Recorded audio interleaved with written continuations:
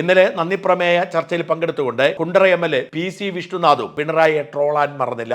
സർക്കാർ ജീവനക്കാർക്ക് യാതൊരു ആനുകൂല്യങ്ങളും കിട്ടാതിരിക്കുന്നു, അവർക്ക് കിട്ടാനുള്ള കുടിശ്ശികയൊക്കെ നിഷേധിക്കപ്പെടുന്നു, എന്നിട്ടും അവർ മഹാനായ പിണറായിയെ വാഴ്ത്തിപ്പാടുന്നു, നിവൃത്തിയില്ലാത്ത അവസ്ഥയാണ് എന്ന് പറഞ്ഞായിരുന്നു വിഷ്ണുനാഥിന്റെ ട്രോള്. സാർ, ഇങ്ങനെയെല്ലാം പ്രയാസം അനുഭവിക്കുന്ന ഈ ലീവ് സറണ്ടർ ഇല്ലാതായിട്ട്, സർവീസ് വെയിറ്റേജ് ഇല്ലാതായിട്ട്, HPA ഇല്ലാതായിട്ട്, ഈ ആനുകൂല്യങ്ങളെല്ലാം ഇല്ലാതായിട്ട് അവരെന്ത് ചെയ്യും സാർ? ഈ ഇല്ലാതായ ദുഃഖമെല്ലാം കടിച്ചമർത്തിക്കൊണ്ടാണ് സാർ അവരെ സെക്രട്ടേറിയറ്റിൽ നിന്ന് ചെങ്കൊടിക്കു കാവലാൽ ചെങ്കനൽ കണക്കൊരാൾ വർഗബോധ താരയിൽ തൊഴിലാളികൾക്ക് തോഴനായി ഇരുളടഞ്ഞ പാതയിൽ ജ്വലിച്ച സൂര്യനെ. സാർ വയലാർ എഴുതുമോ സാർ ഇതുപോലെ? സാറ് ഈ പാട്ടും പാടിയ സ്റ്റേജിന്റെ പുറയിലോട്ട് പോയി അവര് കൂട്ടക്കരച്ചിലായിരുന്നു സാർ. സാറ് പാട്ടെഴുതിയ പൂവത്തൂർ ചിത്രസേനന് പുനർനിയമനം കിട്ടി സാർ. ഈ പാവങ്ങൾക്ക് എന്ത് കിട്ടും സാർ?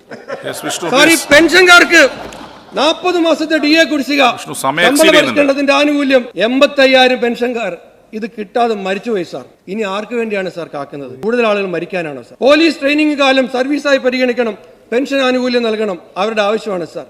സാർ, അതുകൊണ്ട് ഈ ന്യായമായ ആവശ്യങ്ങളെ സമയബന്ധിതമായി പരിഷ്കരിച്ചുകൊണ്ട് സംതൃപ്തമായ ഒരു സിവിൽ സർവീസിന് വേണ്ടിയിട്ട് ഈ കാര്യങ്ങൾ അംഗീകരിക്കാൻ സർക്കാർ തയ്യാറാകണം, സഭ നിർത്തിവെച്ച് ചർച്ച ചെയ്യണമെന്ന് ആവശ്യപ്പെടുന്നു. വയലാറിന് പോലും ഇങ്ങനെ പാട്ടെഴുതാൻ കഴിയില്ലെന്നും ഇതൊക്കെ കഴിഞ്ഞ് അരികിലേക്ക് മാറി സർക്കാർ ജീവനക്കാർ പൊട്ടിക്കരയുകയായിരുന്നു എന്ന് പറഞ്ഞപ്പോൾ ചിരിക്കാത്തതും കൈയടിക്കാത്തതുമായി ആരുമുണ്ടായിരുന്നില്ല. അത് നിയമസഭയിൽ VD സതീശനും വിഷ്ണുനാഥും മാത്യു കുഴൽനാടനും ഒക്കെ പിണറായിയെ വെള്ളം കുടിക്കുന്നതിന്റെ കൂടെ ഇനി മുൾമുനയിൽ നിർത്താൻ ഒരു രാഹുൽ മാങ്കൂട്ടത്തിൽ കൂടി എത്തിയിരിക്കുന്നു.